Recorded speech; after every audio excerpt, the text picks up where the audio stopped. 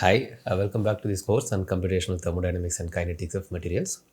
Today we will start with thermodynamics.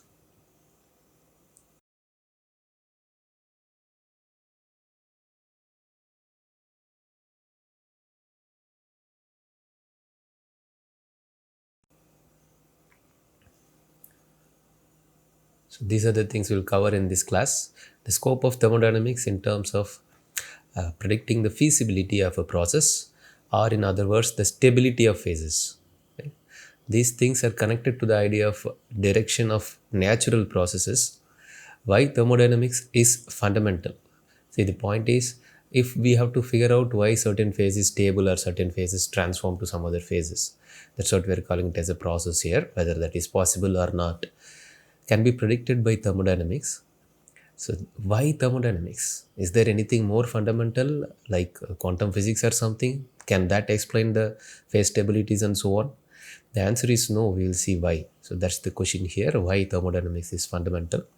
Then approaches and key people in thermodynamics, and the structure of topics in thermodynamics, followed by certain basic terms.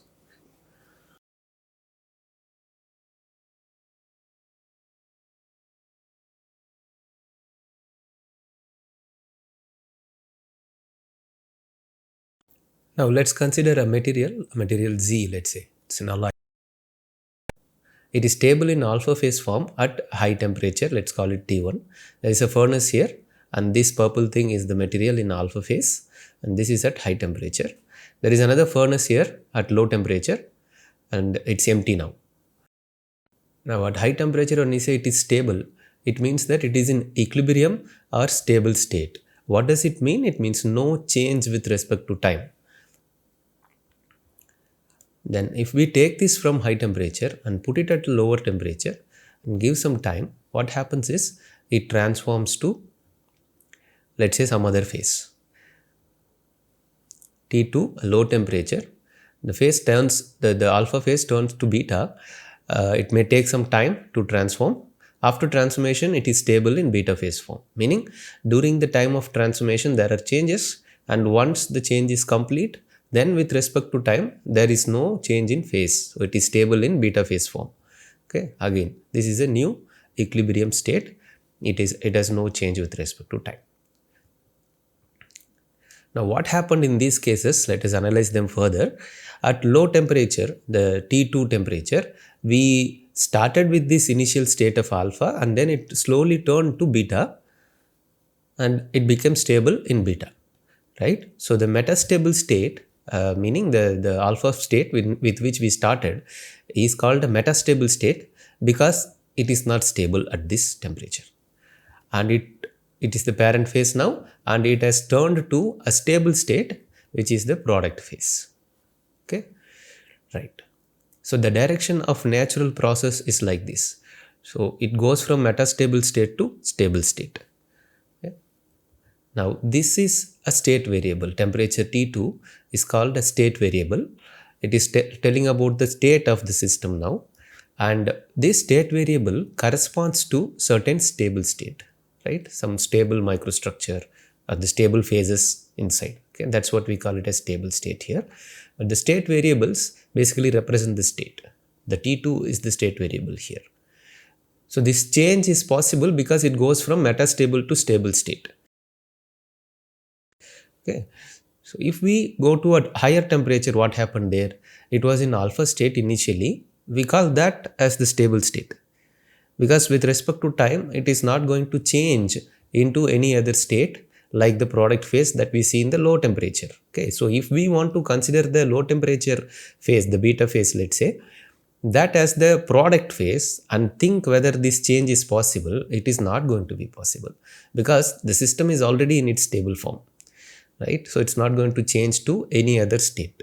Okay? So in this way, we can ask any question. You can put instead of beta any other structure and ask this question whether this phase can change to that phase, given that we are at this condition, we are at this state variable. Okay, so this state variable again corresponds to a stable state. In this case, it is alpha.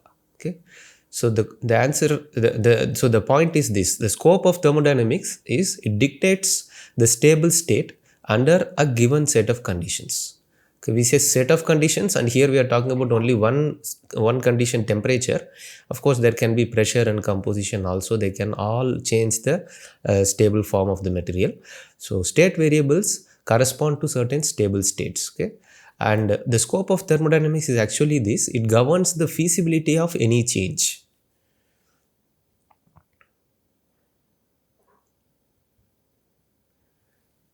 Summarizing, thermodynamics dictates the stable state under a given set of conditions. Thermodynamics governs the feasibility of any change. These things are related to asking this question of what is the direction of natural processes. Think about this. This is a newly manufactured chain, let's say, and it's made of some steel, let's say, and it is going to turn into this corroded form if it is put into application, provided there are right conditions for it to change. So this happens in nature. The direction of natural process is this, not the reverse. In nature, if you put a corroded chain like this and expect it to change into this kind of form, freshly manufactured form, that is not going to happen in nature. The nature works in this direction of changing a fresh product into a corroded product. This is one more interesting question to ask. Let's say we have a box, and in that there is a partition. In one half of the box we have some gas, in the other half there is no gas. Okay, and these gas atoms are randomly moving, of course, and once this partition is removed, what happens? If the partition is removed, the gas atoms naturally spread to the entire volume of the chamber, right?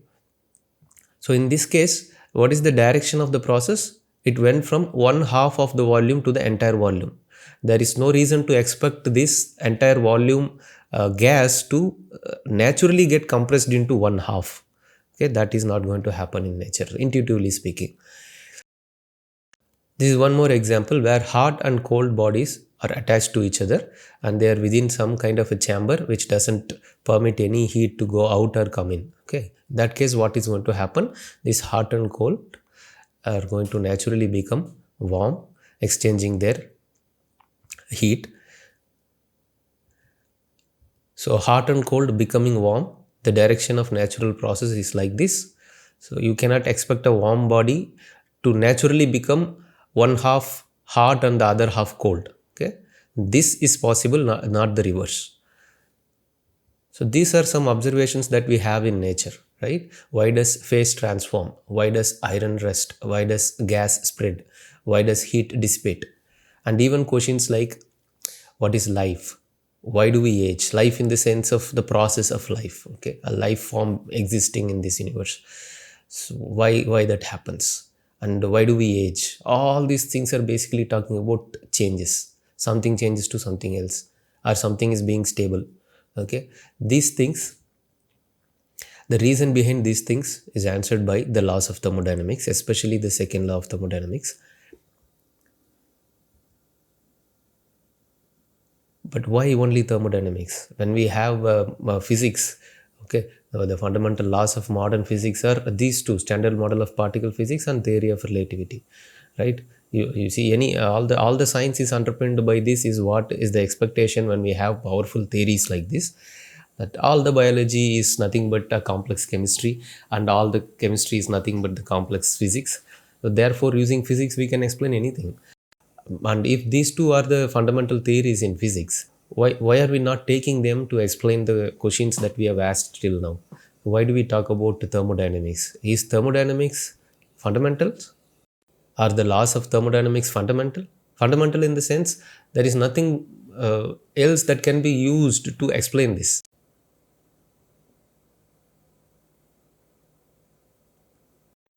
The answer to this question comes from the nature of questions dealt in thermodynamics. You see, where thermodynamics is useful, we talk about gas spreading naturally and not coming back, right? So in this question, the question itself is at this emergent level. We are not asking the question at a particle level. What happens to one particle? Is it going from one half to the other half? We don't ask this sort of question here. We are asking the question in an emergent plane. There are multiple atoms. There is a system with multiple particles. How does that behave? That is the question now, right? So the question itself is at an emergent level, the level of a system of multiple particles. Okay, in that way, it does not arise at an individual particle level. We don't ask about the individual particles' nature here in thermodynamics. We ask about a system's behavior. And this sort of emergent level problems are addressed by emergent level theories and not by reductionist theories such as quantum physics. Hence, they are equally fundamental. Okay. So, if you talk about epistemology, the theory of knowledge itself, okay, where people ask about what are the fundamental theories using which we can explain everything in the universe. People talk about theory of everything and things like that. But if you see how knowledge works, at each emergent level, we have theories to explain the stuff. Okay, biology has its own laws, theory of evolution, for example. In metallurgical and materials engineering, at each emergent level, we have theories. Okay, so these theories are to be considered as equally fundamental because the questions answered by those are not arising at a very fundamental level.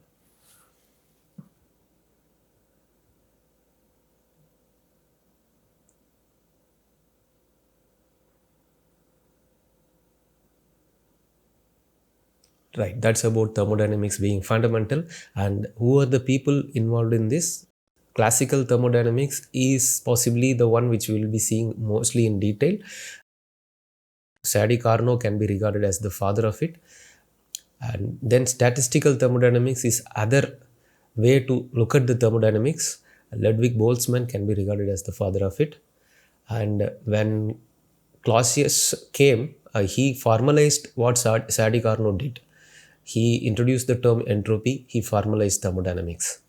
And the key person for this course will be Gibbs. Gibbs applied what Clausius and the people of that era were bothering about in terms of thermodynamics, applying them to different systems. So for chemical and material systems, Gibbs applied them. So from engines, it came to materials. So that kind of contribution was done by Gibbs.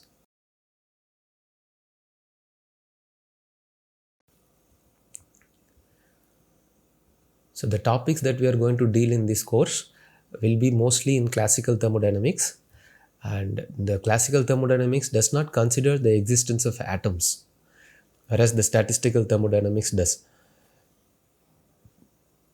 The laws of thermodynamics we will see as we go along. First we will see some basic terms like state, work, heat capacity and so on. Then we go to internal energy, where we will see the first law of thermodynamics. And then we will see some more terms like what are reversible, irreversible processes, natural processes, engine and efficiency, and how entropy comes out of analyzing this stuff. Okay? And that tells answers to questions of what is the direction of processes. Okay? That is second law. And along the way, we will have statistical thermodynamics with us, which considers the existence of atoms, and we will do microscopic interpretation of various stuff, including internal energy, temperature, and statistical interpretation of entropy as well. Okay, then we will use combined laws of thermodynamics, apply them to phase stability and transformations. Along the way, we will also cover what is the third law of thermodynamics. Zeroth law is of course there, which is also quite fundamental, but that is kind of easy to understand.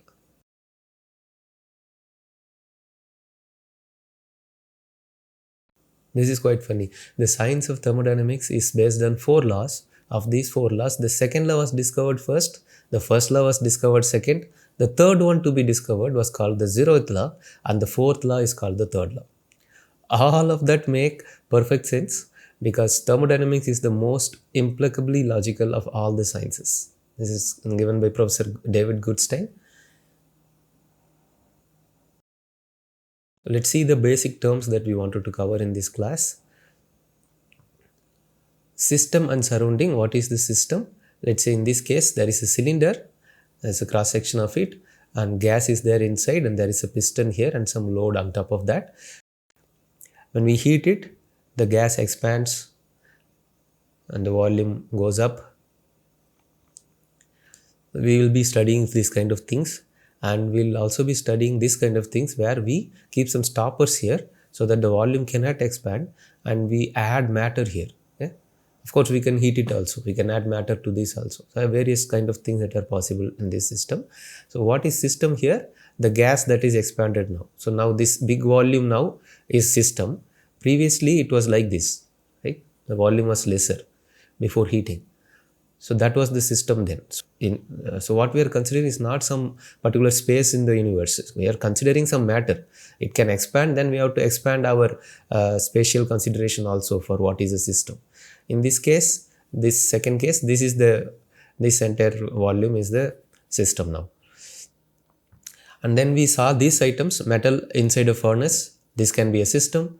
And we saw about the corrosion of steel product. This can be the system. And the gas expanding, this can be a system, right? So these are all systems. Systems are what we consider for the study, right? A body of matter considered for thermodynamic study is system. Surrounding is everything external to the system. There is a small distinction between the systems based on what can come in and go out. Open, closed and isolated systems. There are the types based on this interaction between system and surrounding. Okay, when we add matter and do heating, so this is an example for open system, exchanges matter and energy, right? So in this system, energy goes in, matter also comes in, so it exchanges matter and energy. In this case, as heating happening, the gas is expanding and there is some work done also. As the gas expands, there is a work done, but there is nothing added to the system or taken out in terms of matter. So this is called as closed system. It exchanges only energy. Heat is going in, work is being done on the environment, on the surrounding by the system. So closed system exchanges only energy, meaning heat and work in this case, but not matter. This system is totally isolated. It is blocked with some kind of a special boundary. It's an isolated system where no exchange of matter or energy takes place. A normal thermal flask can be considered like that for practical purposes. Okay, now you stop, test your understanding with these questions. There are 3 different systems given here. Samples of an alloy kept inside a vacuum furnace. Okay, here. A steel component corroding in application. Gas spreading into a vacuum part of the box, part of a box. Think about what kind of systems are these. If you are ready with the answer, play and see the answers. Answer for the first question is, it's a closed system. Only heat exchange occurs with the surrounding, meaning it's totally blocked. No matter can come in or go out and it is under vacuum. So no gas supply or anything. And since it is a furnace, it will be heated, right? So heat comes in or goes out. That is happening here. A steel component corroding in application, in that case, it's an open system. Both energy, heat and work can be exchanged with the surrounding and matter can also get exchanged. Let's say this is exposed to various environmental temperatures. Obviously, heat will come in or go out from this. And on top of that, it is in the atmosphere, exposed to moisture or oxygen, things like that. So matter can also come in. Basically, these are iron oxides, right? In this case, it is iron. Here it is iron oxide. So oxygen has entered into the system. So this is an open system. And gas spreading into a vacuum, and it's an isolated system. Why we say that? Because we are not calling it as a furnace or anything. It is just a box, and gas is just spreading here. Obviously, when the small partition is removed, gas is simply spreading. There is no work done by the gas on the surrounding or anything, because when work has to be done, something has to be pushed. There is nothing here to push. So there is no work also done by the system, and obviously there is no heat also supplied to the system. The system just expands from its original volume to a higher volume. This can happen in nature, and this is an isolated system.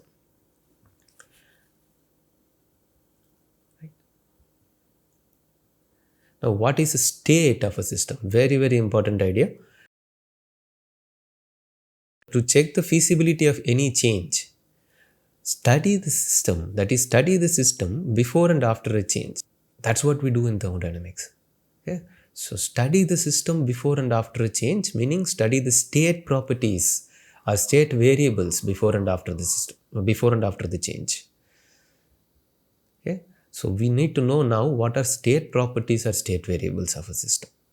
To understand them, let's take an analogy like this. This is a hill and you consider this topmost point there, the peak, the height is h, and you can reach that by, let's say, trekking, or you can take a vehicle, and if there is a path you can use the path and go reach there, or you can come through air and get dropped there.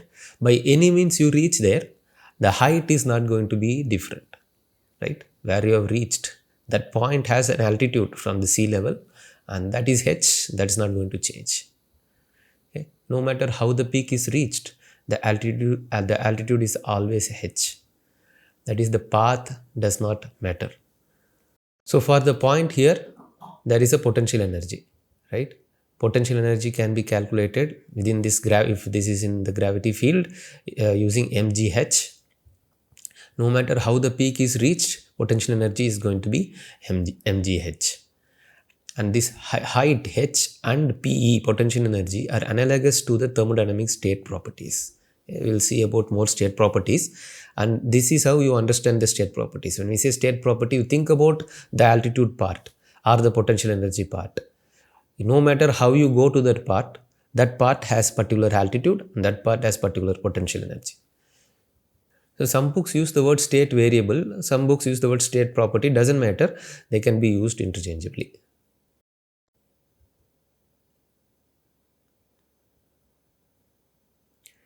Now, how to visualize state property and change in state properties? Now, imagine 2 points, this red dot and this blue dot.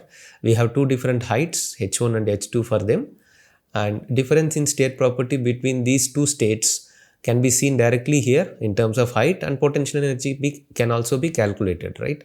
So that thing is visualized like this. Potential energy 1, this is for that red point, and potential energy 2, this is for the blue point. Okay, just to make you understand this, when we go from state 1 to state 2, okay, taller altitude to lower altitude, we are going to go from this potential energy to this potential energy. Okay, so the difference in potential energy, product state potential energy minus parent state potential energy, is equal to mg h2 minus h1, is negative of this entire energy difference. Okay, so this is an energy difference here, not height difference. Okay, potential energy we are representing here as histogram kind of things. Okay, then if we go from state 2 to 1, the same amount of potential energy will be retrieved, isn't it?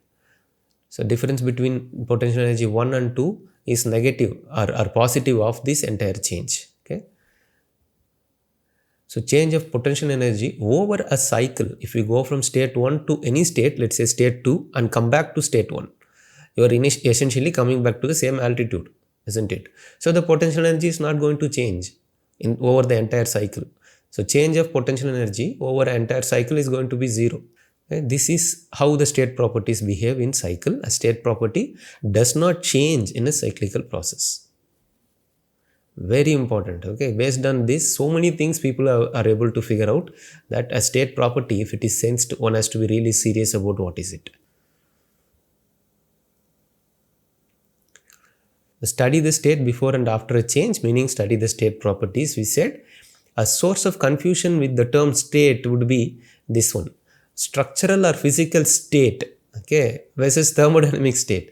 This is an important problem.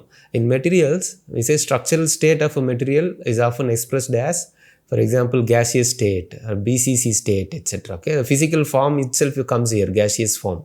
And then in solid, there are crystal structures. So we use the word state there: solid state, liquid state, gaseous state. Okay, that's a problem now, because it is defined by the physical form or crystal structure. That's all, right? Solid, liquid or vapor or crystal structure, FCC, BCC and so on. This is different from the term state in thermodynamics, because in thermodynamics, the state is defined by the state variables. Okay? When we say a system is at a state T1 or state T2, we mean not the physical state. We mean that the temperature, what is the state variable, that basically represents the state. Okay, so system, this is what the state variable is, what should be used to define the state, and not the physical form or crystal structure form. Physical state may be liquid at both the temperatures T1 and T2.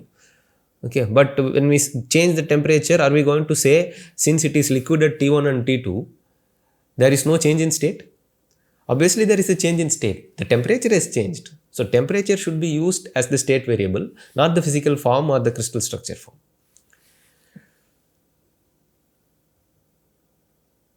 So, when we showed this slide, we said state variable corresponds to some stable state, right? This stable state here is basically about the physical form or the crystal structure form. This state is not to do with the state property. Okay. The state variable here, this is basically representing the state. So that's the thermodynamic state. On this side, we have physical or structural state. So there are state variables such as mass, number of moles, volume, pressure, temperature, composition in any unit. In this case, mole fraction is given, xi. So these are all state variables. Okay.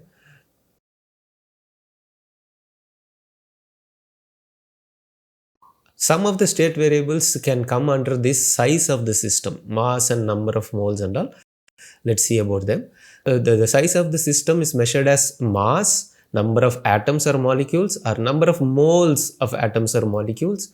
For example, if we say 20 gram of neon, we are talking about almost one Avogadro number of atoms, and that is 1 mole. Okay, so that's the size of the material. And when we talk about volume is the space occupied by the material, and it changes with respect to the size. If you increase the mass of the material, volume can increase. If you increase the number of atoms, volume can increase. Okay, so it is depending on the volume. And about composition, we have been dealing with composition in the last 2 weeks quite a lot. So the chemical composition itself is a state variable. And we already saw the definition of it. It is the content of components in terms of percentages or in terms of fractions. What we have not seen there is this. Let's say in AB alloy, B is 20 mass percentage. It means that whether the total mass of the alloy is 1 kg or 1000 kg, its composition is 20 mass percent B, right? If it is 1 kg, we are talking about 200 grams of that being B, and if it is 1000 kg, 200 kilograms of that is being B, right? So that is 20 mass percentage of B. So in these cases, what happens is composition does not depend on the size of the system, right? Then total mass or number of moles of material, it doesn't depend on that. So composition is a state variable which does not depend on the size of the system. Okay. Pressure and temperature. Pressure is this. Okay, when gas atoms are moving, if you consider any plane inside this system, let's consider this top plane. The atoms come and hit this top plane, and they have some velocity, and they exert some force on this plane. So pressure is nothing but force divided by area. What about temperature? Temperature we will see later in detail. It is a measure of the average kinetic energy of system's particle constituents like molecules, atoms and subatomic particles. More importantly, pressure and temperature do not change with the size of the system. Okay? Mass or number of moles do not affect pressure or temperature. We have talked about these ideas already, what is extensive and intensive state properties. We have already categorized some of the state properties based on whether they are sensitive to the amount of material or not. Okay. You take any point inside the system, if some state property is same everywhere, we call it intensive. It does not depend on the size of the system. Okay. Intensive property is this. It has uniform value everywhere, does not depend on the size of the system. For example, pressure. Right. And what about volume? It's an extensive property, depends on the size. So as the material size increases, the volume is going to increase. Let's say the number of moles increasing, volume is going to increase. Right. What about this? Take the volume, represent it per unit mass, let's say. So the entire material, let's say, is some 100 of kgs. Per kilogram, what is the volume of the material? So when we say per kilogram, then we are putting this restriction that whether you increase the material size to 1000 kgs or 10,000 kgs doesn't matter. Per kg, the volume is going to be so and so. That is going to be a constant number, right? In that way, volume per unit mass does not depend on the size of the material. So normalizing one extensive property with another extensive property, in basically meaning dividing one extensive property with the other, makes it an intensive property. Then it becomes uniform value everywhere, does not depend on the size. For example, volume per unit mass, also called as specific volume, that is going to be intensive property.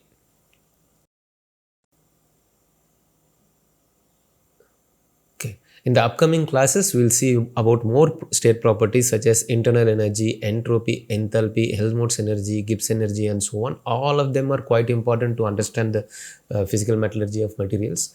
Okay. Thank you. I hope the lecture is useful. See you in the next class.